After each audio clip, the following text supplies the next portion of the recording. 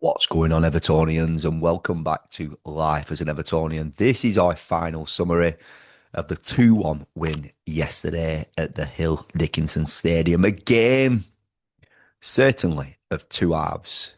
A game where us Evertonians was in the terraces at half-time, chatting amongst ourselves, how poor Everton have been, how how are we going to find ourselves getting back into this game? Will there be any changes made?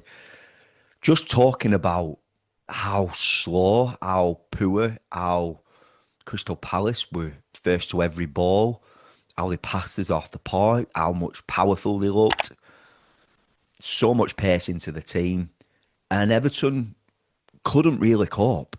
And we found ourselves, I know for one, was thinking we've done really well here in terms of not going in at 2 or 3. The game could have been out of sight. And that was Everton's saving grace. For us to only be 1-0 down at half time, give Everton a glimmer, a chance of where we could potentially get back into the game from your old school kind of getting a goal from a set piece, from a pen. However, we got a pen. And before we got that penalty, the changes that were made through Alcaraz and Beto, I've said it, obviously, I covered a lot yesterday in my video, in my content, the match reaction. I like to tell a story when I'm producing my content, and Alcaraz was the man at the forefront of Everton changing in terms of tempo, the infrastructure of the team. He were bringing players into the game. He was getting the best out of Beto. He doesn't always play it out wide. He likes to run and play it through the channels. He's a driving force that knits deep line midfield into attack. He likes to come and get the ball, turn and go. And Beto knows he's doing that. And he's ready to go as well. He plays to Beto's strengths. They complement each other. If you pump that ball up to Beto, even though he looks a big old up player, he ain't that type of player. He hasn't got the techers. He's not got the technical ability to do that.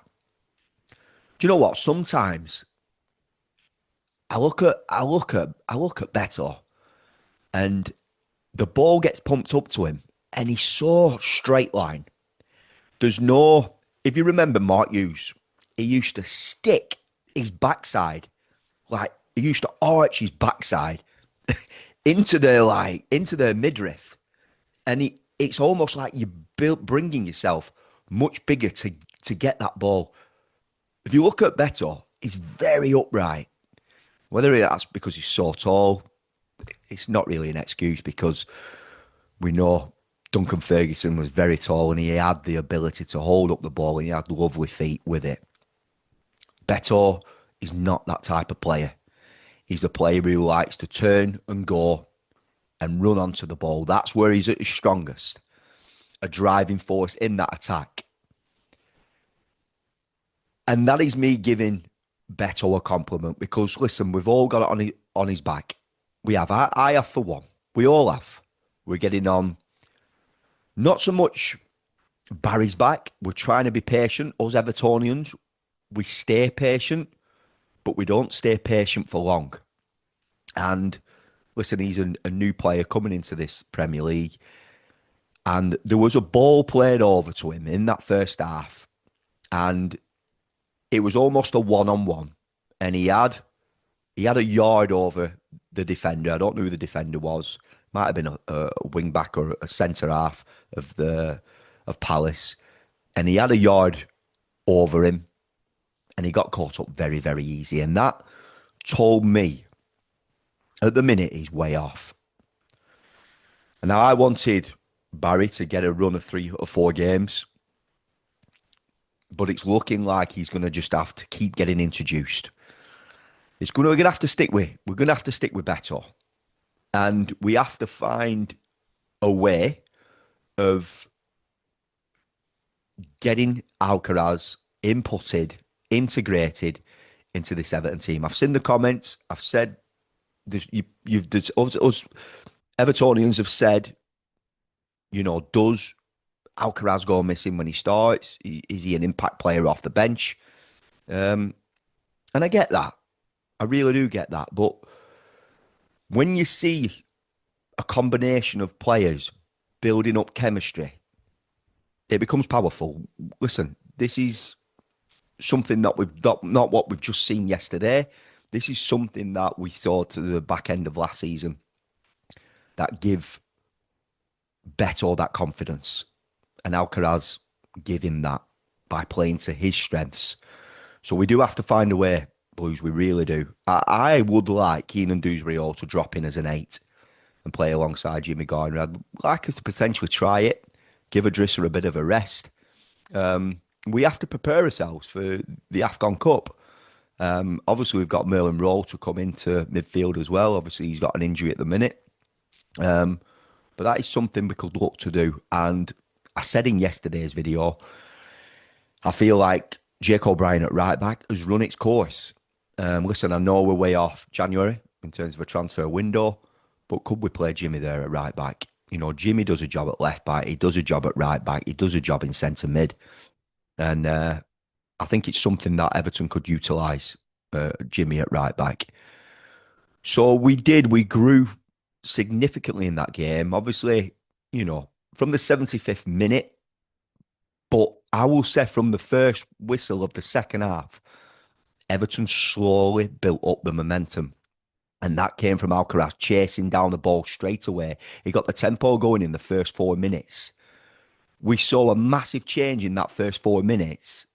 We played better football in that 4 minutes that we saw in the whole of the first half. Obviously, Palace grew back into it, but then Everton found themselves getting on top. The Hill Dickinson Stadium was reminiscent of what Goodison felt like. We had the first taste. It was almost like the birth of the Hill Dickinson Stadium yesterday. It started by us getting a little bit hostile towards the referee, hostile towards, I can't remember who it were now, Jimmy, like half pushed and he flew to the deck, weren't moving back for the free kick. So wasn't moving like 10 yards back. So that's what built the momentum of the crowd. And that is what got us over the line. Honest to God, it did. The players felt it. And Jai felt it. Jack Grealish felt it. Jack Grealish dedicating his first goal to us Evertonians. Njai, the drop of the shoulder, that lovely dink cross. Beto should have scored. Of course he should. I thought he had.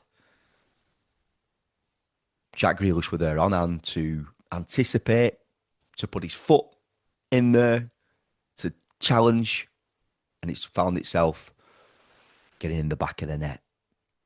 Huge, huge win. Massive 3 points against a side who was unbeaten in 19. We do upset Crystal Palace. Now, before the game, I'd have took a draw. At half time, I'd have took a draw. Of course we would.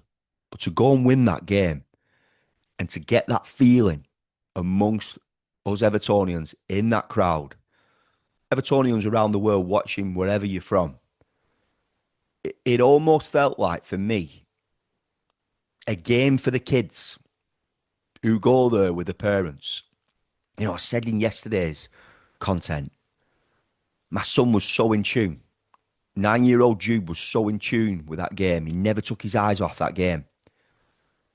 And if a kid at 9 who sometimes they get a little bit fidgety and, you know, a little bit like disinterested, Everton can do that to you.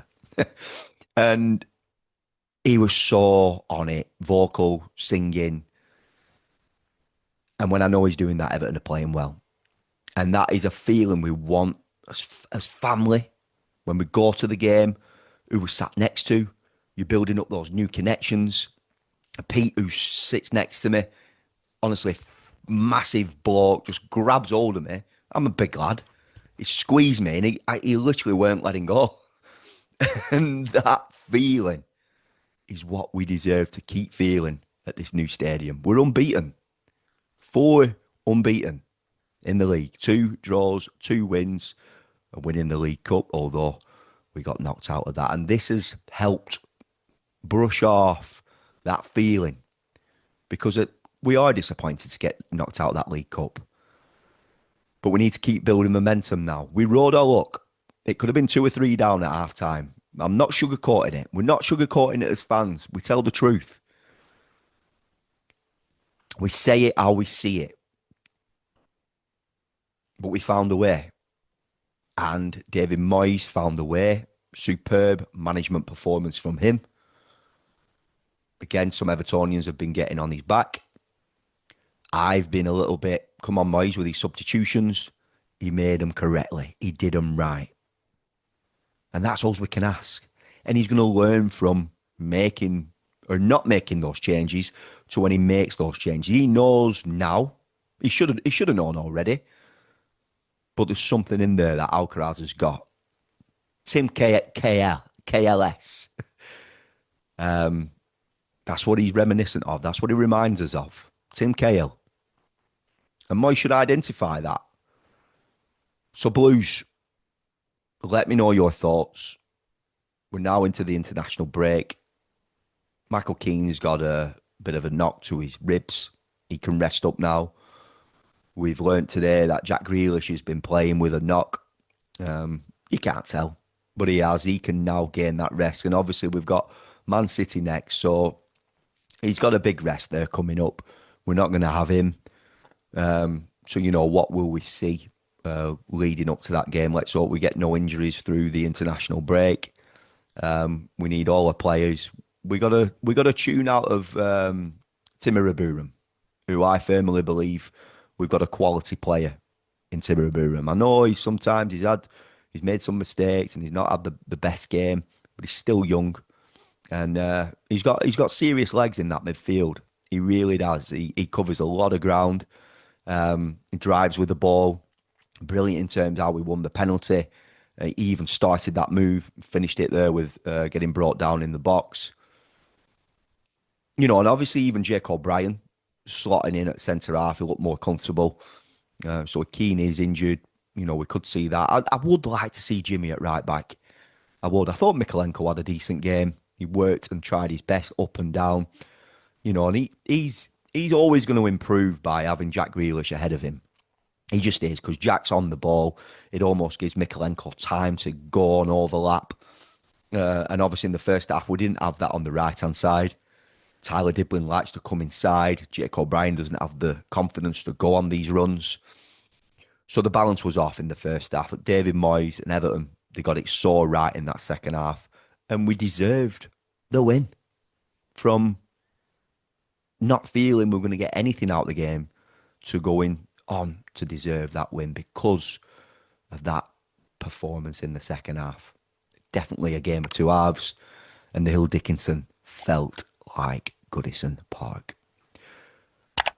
Blues, I'll see you in the next one. Subscribe to the channel if you haven't done so already. Click that bell to turn on post notifications. Up the toffees.